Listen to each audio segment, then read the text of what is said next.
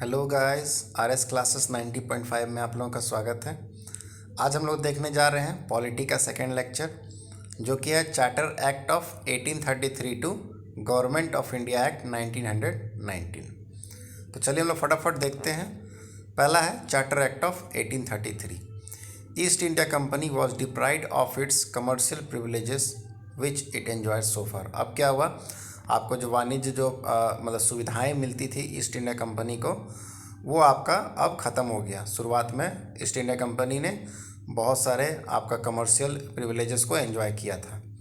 उसके बाद क्या हुआ कि governor general of Bengal governor general of India बनाया गया, और उसमें क्या हुआ कि आपका lord William Bentinck became the first governor general of India. ठीक है, this was the final step towards the centralisation in British India. उसके बाद क्या है, beginning of a legislature for India as the act also took away the legislative powers of Bombay and Madras provinces. उसके बाद क्या है, the act ended the activities of the East India company as a commercial body and it became a purely administrative body.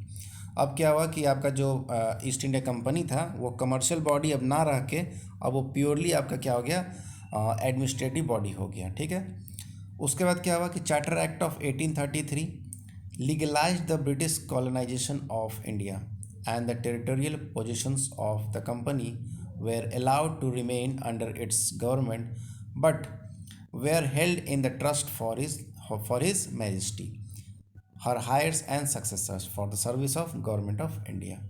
The number of members of the governor general councils was once fixed to 4। अब क्या हुआ कि आपका governor general council का जो member था वो 4 fix कर दिया गया, which had been reduced by Pitt's India act of 1784, जो कि आपका कम कर दिया गया था। मेंबर का संख्या जो था वो कम कर दिया गया था 1784 के पिट्स इंडिया एक्ट में।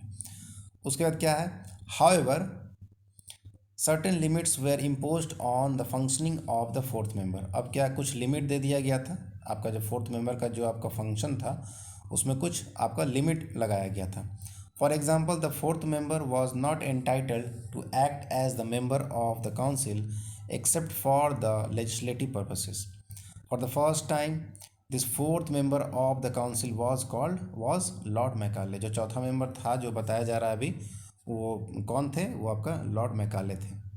उसके बाद क्या है, the charter act of 1833 is considered to be an attempt to codify all the Indian laws. 1833 का जो चार्टर एक्ट था वो आपका एक अटेम्प्ट था ताकि भारत के जो कानून थे उसको आप फिर से कोडिफाई कर सके, फिर से उसको आप रिन्यू कर सको। The British parliament as a supreme body retained the rights to legislate for the British territories in India and repeal the acts. Further, this act provided that all the laws made in India were to be laid before the British Parliament and were to be known as the acts. In a step towards codifying the laws, the Governor General in Council was directed under the Charter Act of 1833 to set up the Indian Law Commission।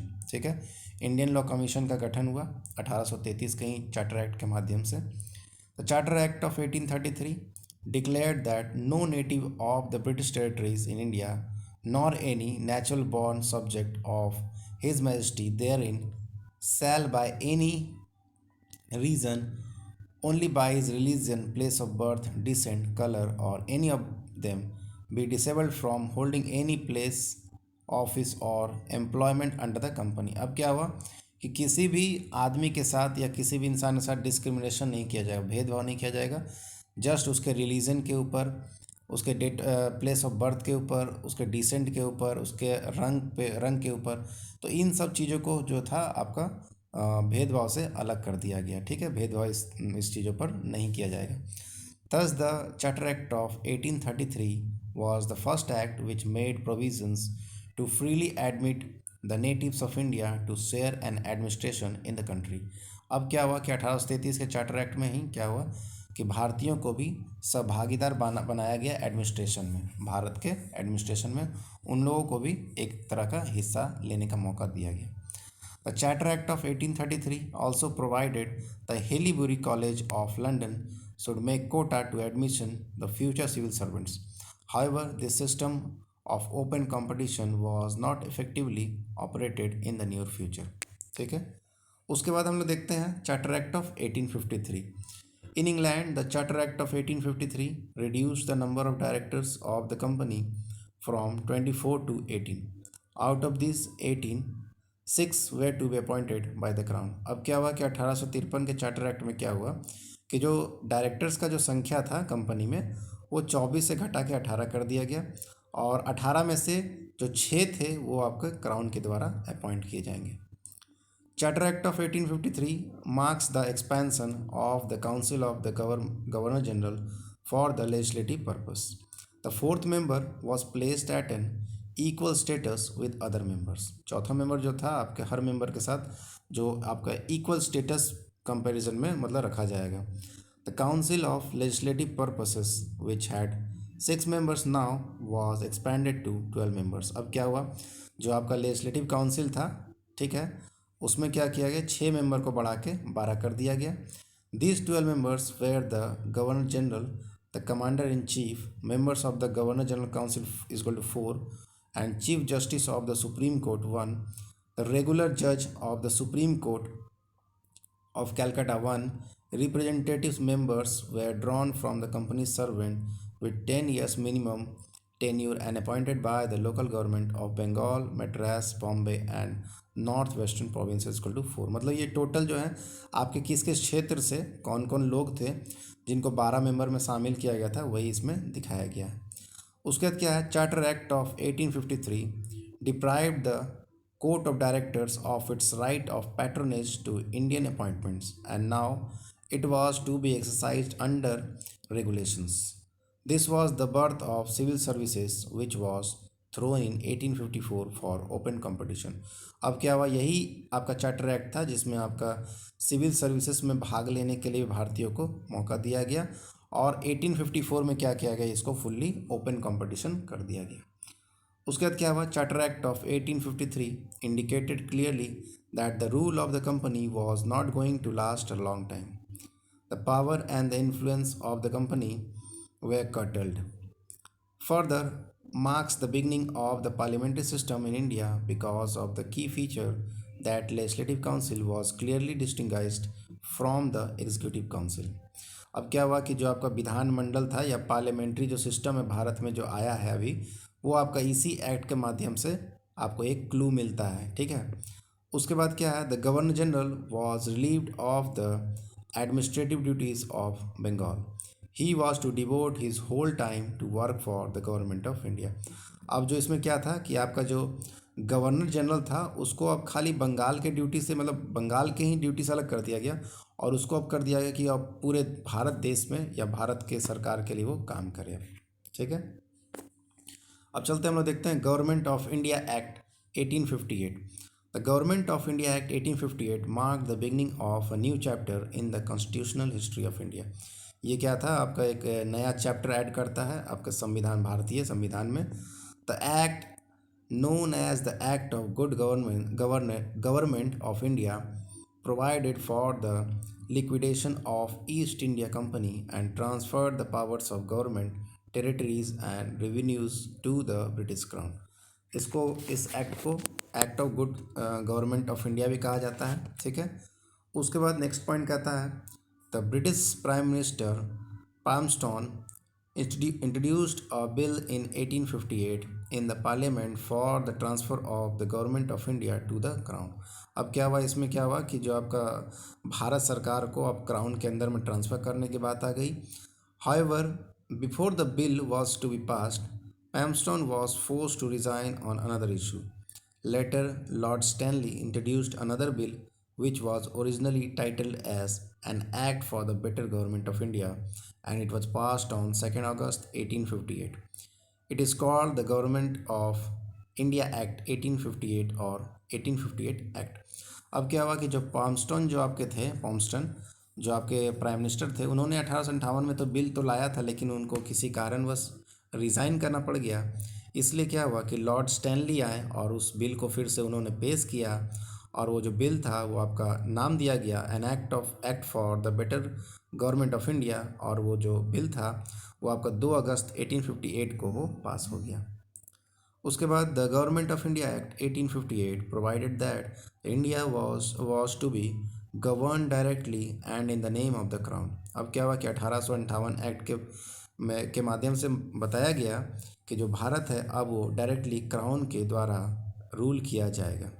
This act abolished the company rule. अब क्या हुआ, इस act ने company का जो आपका शासन था उसको समाप्त कर दिया।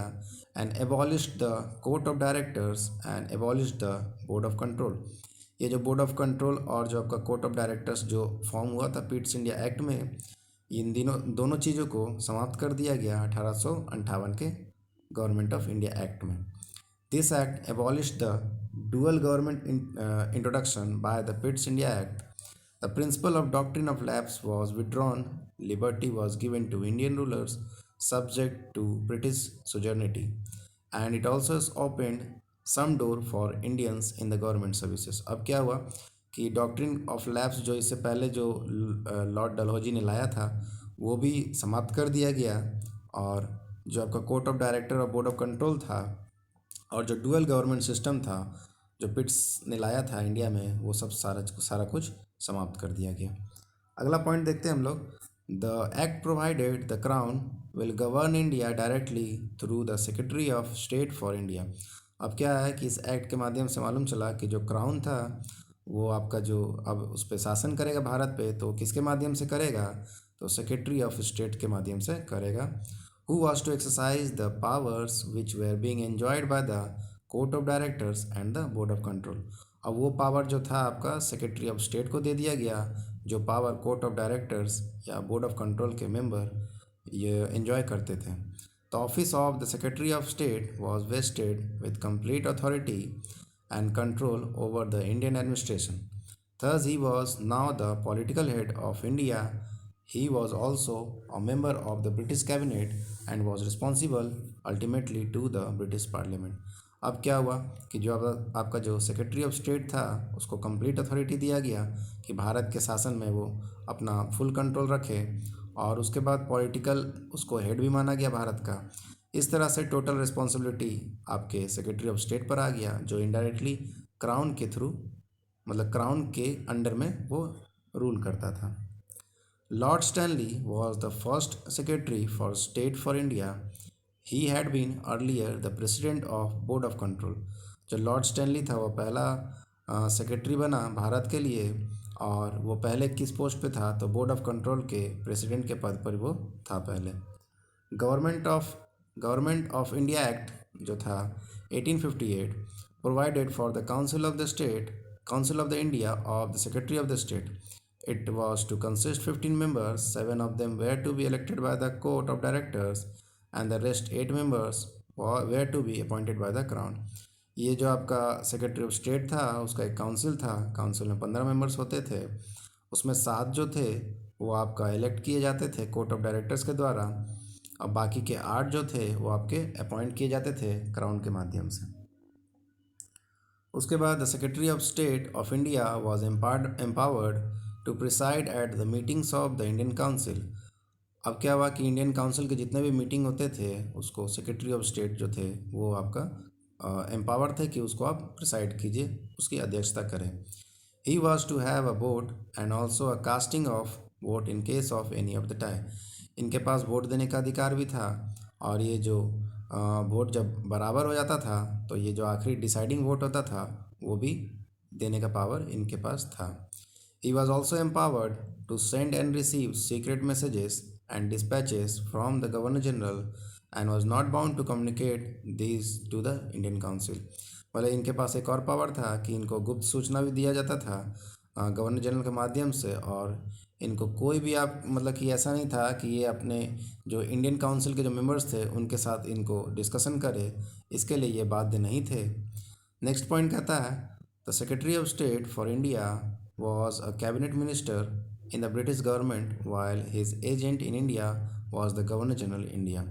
ठीक है, जो सेक्रेटरी ऑफ स्टेट थे फॉर इंडिया जो थे वो एक कैबिनेट मिनिस्टर के तौर पे थे, ठीक है, और जो आपके गवर्नर जनरल थे वो आपके इनके एजेंट की तरह काम करते थे। Thus Governor General worked as a representative of the British government much like today's governors work as a representative of the British of India. Viceroy was made responsible to the Secretary of the State for the India. Viceroy जो था वो आपका secretary of state के responsible पे काम करता था. उसके बाद viceroy was to be direct representatives of the British crown in India. Lord Canning thus became the first viceroy of India. तो लॉर्ड कैनिंग को पहला वायसरॉय बनाया गया भारत का. उसके बाद देखते हैं Indian Council Act of 1861.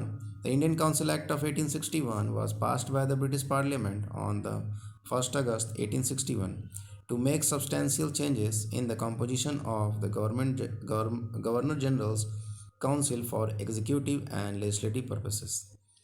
The most significant feature of this act was the association of Indians with the legislation work.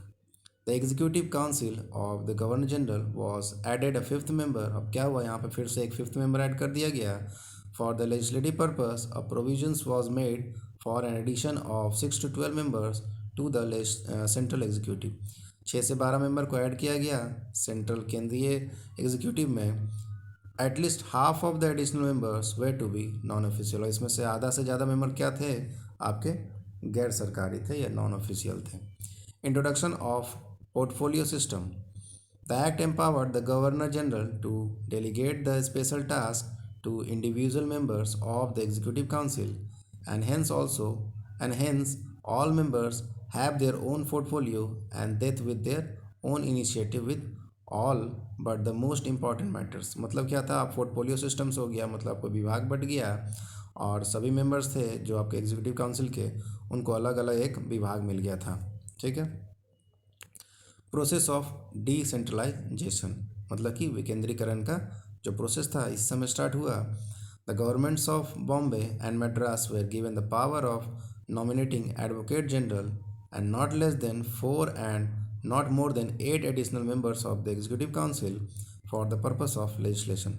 अब क्या हुआ कि गवर्नमेंट ऑफ जो बॉम्बे और मद्रास थे उनको पावर दिया गया कि वो आपका मनोनयन कर सकते हैं एडवोकेट जनरल के लिए. और दूसरा चीज़ क्या है कि एडवोकेट जनरल और उनके साथ साथ चार से अधिक और 8 से कम मेंबर को भी वो नॉमिनेट कर सकते हैं. उसके बाद further the act provided for the establishment of new legislative council for Bengal, north west frontier province and Punjab which were established in 1862, 1866 and 1897 respectively. अब क्या हुआ कि एक नए प्रांत का गठन करने की बात हो गई Bengal, north west frontier province के लिए और पंजाब के लिए. और ईयर आपका 1862, 1866 और 1897.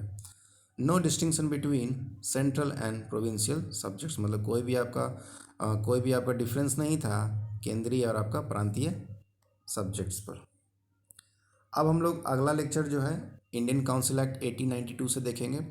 तो लेक्चर अच्छा लगा हो तो प्लीज़ लाइक, सब्सक्राइब, शेयर कर दें और मोटिवेट रहने के लिए मुझे मेरे चैनल को सब्सक्राइब जरूर कर दें. Thank you very much.